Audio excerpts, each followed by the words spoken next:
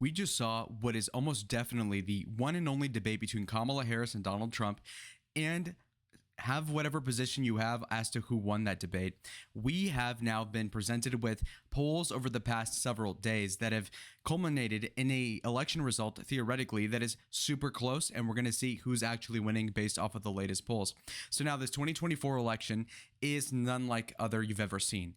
Every election that Donald Trump has been a part of, whether it be 16 or 20, he was lagging behind and noticeably virtually the entire time, with some exceptions. That being said, right now, it's a razor-thin margin. Let me explain why.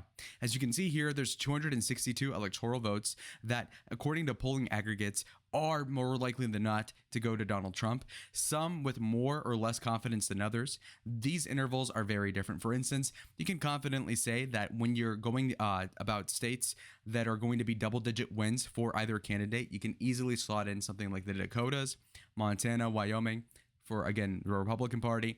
Kamala will definitely win California, Oregon, double digits. You've got it. But there are some close ones. 7 swing states to be exact. Now, for right now, we have leanings that are giving Donald Trump and JD Vance a slight advantage over Harris Walz by 5 electoral votes. This doesn't really matter. Why? Because it all goes down to the state of Pennsylvania. Yes, that's the math. That's the bottom line. But let's look at the numbers.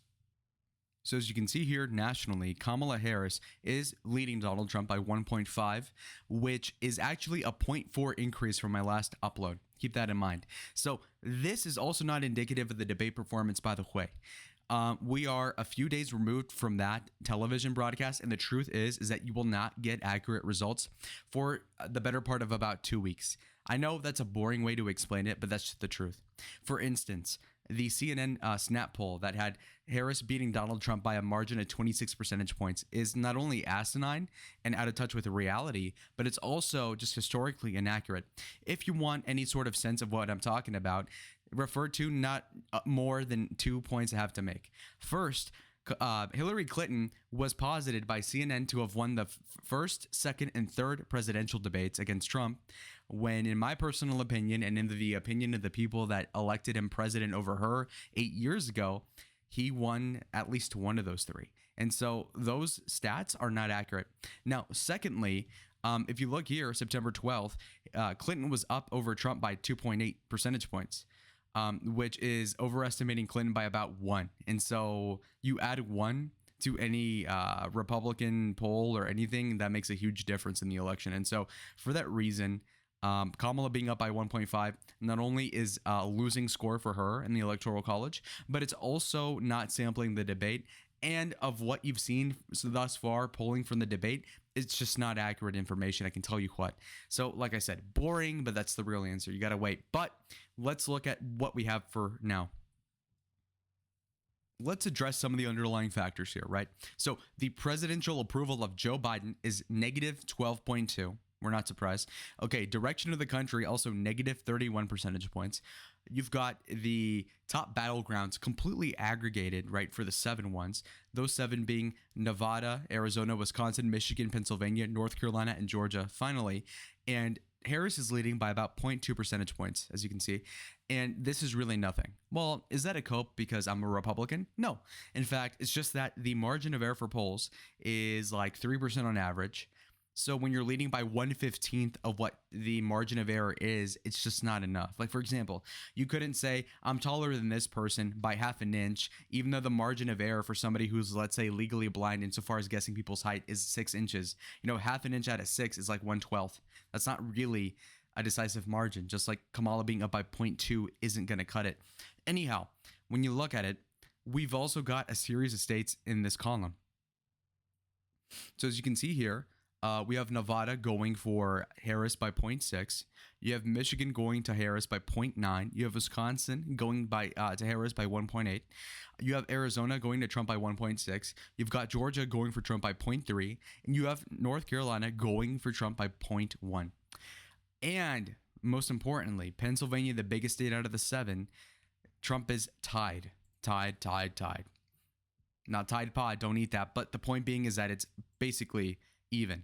Now, this is super hard to understand for a lot of people, and I'm not trying to be condescending, but the polls are different. And what I mean is that polls are really funded, whether it be by a party, which has a bias, or it's ran through a university project or something like this, in which case, obviously, a liberal. But the different colleges in the different states have different results and methodologies, but people tend not to really look into this.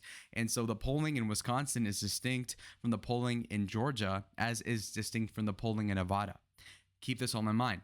My job is to really understand the data and interpret it so that I can put it in layman's terms. So let's namely look into Pennsylvania in the first place. So what may be an awkward truth for Democrats that may say that Pennsylvania is tied right now, you have to understand that when you read off the individual polls as of the last month, you'll see that you have a tie by CBS News, Trafalgar Group, which is a Republican leaner. You've got them with Trump winning by 2. You have the Hill Emerson with a tie, CNN with a tie, Bloomberg with a Harris +4, and then Insider Advantage with a +1, Rasmussen with +1 Trump. Now, Bloomberg, if you know anything about data, is an aberration. Okay, first and foremost, Bloomberg is a liberally scented poll. Not even slanted, scented. You can smell it. It's an aroma. It stinks. It's very clearly in the bias section of all the polls, as are most of them. But these are particularly egregious. And what I'll add is that, yes, when you see a ton of ties and Trump winning by 1 or 2, then when you see one poll out of like 8 of the most recent ones with Harris up by 4, and it makes technically a tie when you average it all together, it's all pretty illogical, really, when you look at it. I'd way rather put credence into Trump winning by a little bit or tied than to include a Harris +4 poll. It just literally doesn't make sense. Reason being a couple of different things. Again, we're in the nerd weeds. Like the video and subscribe if you want all the nerdy details, but I'm here to give it. Kamala Harris being up by 4 in Pennsylvania is illogical for two reasons, okay? Number one, if Kamala Harris is actually up by 1.5 in the popular vote, that means that Pennsylvania is 2.5 percentage points more liberal than the rest of the country. Now, say that out loud, and does it really make sense? Of course it doesn't. And let's look back to 2020. Not only was Joe Biden leading in the state by 4.3, and he ended up winning it by less than 2, but let's also keep in mind, which is an overestimation of the Democrat, are we surprised? But hence why I'm going to bring up the second point, which is exactly this. In 2020, Donald Trump lost the popular vote by 4.5 percentage points, yet did much better in Pennsylvania despite losing the state. So technically, it voted more conservative or to the right of the country, meaning that if Harris is winning by 4 in Pennsylvania, she ought to be winning the popular vote by 7 or 8. God knows that isn't actually going to happen. Hence why the poll is debunked. It's debunked. It's fake news. So actually, Pennsylvania is going Republican. Oh my God, he's coping. It's Republican, but no, it's true. It's just factually correct. But let's elaborate. Another stinker, North Carolina for Harris by 0.1 for only Trump. This is not accurate as well. If you take the 7 states that are swing states, North Carolina is arguably the one that is the most Republican out of all of them. It has the most favorable demographics generally. And they've had a competent Republican administration. And by that, I mean the political party has been pretty efficient for several years, in fact. And so it's really the case that to have this 0.1 Trump margin is stupid. I just don't believe it. And we'll break down the polls right now. Okay.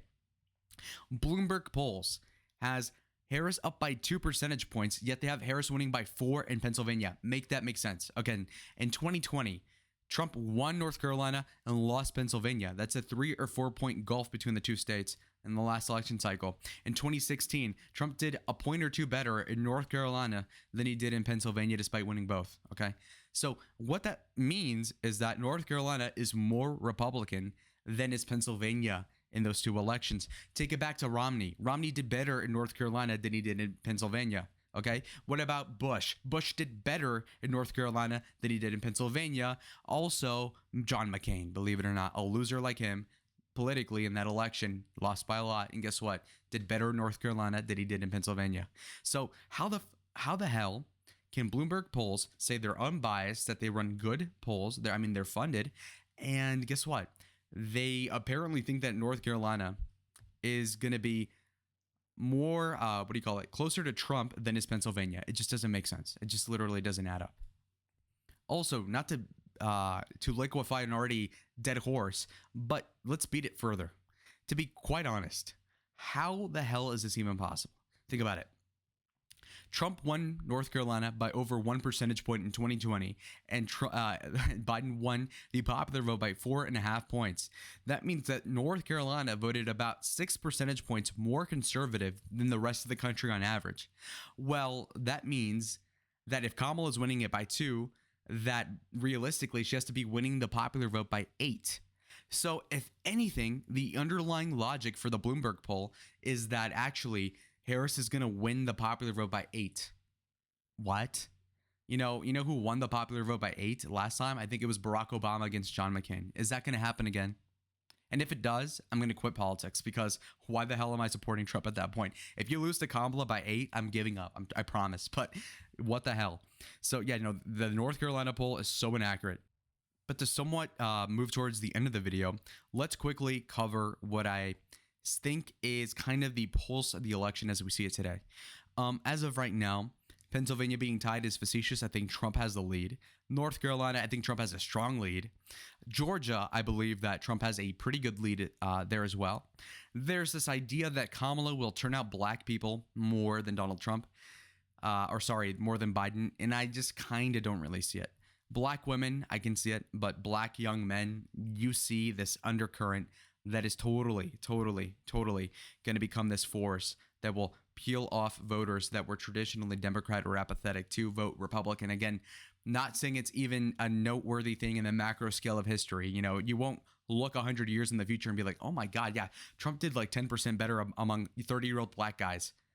That doesn't matter. But I'm just saying, like, this whole like, Georgia, Atlanta, oh my God, it just isn't the case. And so Trump will do good in Georgia. He buddied up again with Brian Kemp, which shows a sense of pragmatism that I think he oftentimes did not display in 2020. And so for that reason, I do think that Georgia will be strongly Republican, more so than even Wisconsin, which brings me into the next state. Wisconsin, I think that Harris winning by 1.8 is a stretch, to be clear, as Biden obviously only won it by like 0.7. And so, I mean, for Harris to do twice as good as Biden margin-wise doesn't really make sense, especially given how obviously the economy sucks versus when Trump was the incumbent. He didn't really have that card to play anyway. Now, when it comes to Wisconsin, also keep in mind that in 2020, there was an ABC News poll that actually had Biden beating Trump by 17 percentage points. Now, I don't know how much Hunter Biden was sharing his crack back then with the people in the liberal media, but to be quite clear, they should have not have made that poll under that sort of influence. Not alleging they were, I'm just guessing. But anyway, the point being is that clearly Wisconsin has hokey polling, and so you can't take what they say so seriously. Now, Arizona, I live here. Trump is clearly winning. Again, he has the strongest lead in our state versus all the other ones, and I can believe it. I think a lot of the people that voted for Biden in 2020 are coming back home as they realize that they made a huge mistake. And you know what? We're going to take you guys back with open arms because we need the votes. And so shamelessly, yes, no judgment. Planet Fitness over here, no judgment. Come back and vote MAGA. But let's move on to Michigan. I was born there. Guess what? Michigan, pretty diverse. Obviously, you could see it going either way. So, Harris winning by 0.9 is not bad. In fact, Michigan was the most liberal out of the 3 Rust Belt states. And so for that reason, it's not that bad. Okay. Now, Nevada, 0.6 Harris. Nevada and Arizona seem to be like sisters insofar as how close they are polling wise. But, is Nevada a little more liberal than Arizona? I believe it. So that's okay. Anyways, so as of right now, the prognosis for the 2024 election as of right now, according to the latest polls, and some common sense I'll inject in there, like a little Ozempic. Some people need it. Okay. Anyway. 257 electoral votes for Harris-Walz, whereas you've got Trump-Vance at 281 electoral votes. They win through the Keystone State and the real magnum opus of this campaign, which is Pennsylvania. Yes, 281 to 257. Again, not as big of a win as Trump experienced in 2016, though the popular vote might be even closer this time. But it's a resounding win nonetheless, because again, you only need 270. And so for that reason, I'll leave you with that. So anyways, comment down below if you disagree or if you have any sort of constructive criticism. I'm recording this at 1 a.m. I'm very busy stuff, folks. See y'all in the next one. Adios.